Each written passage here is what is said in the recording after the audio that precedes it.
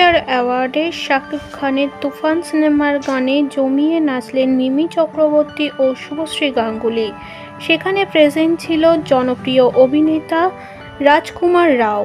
শুধু শাকিবের তুফান সিনেমা না, বরং শুভশ্রীকে দেখা গেল মিমি চক্রবর্তীর হাত ধরে তার নিজের গানেও জমিয়ে নাচ করতে।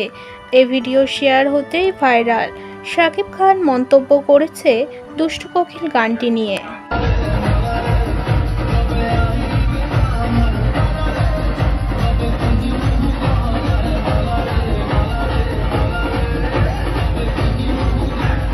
শাকিব খান এই ভিডিও দেখে জানিয়েছে, আমি ভীষণভাবে গর্বিত।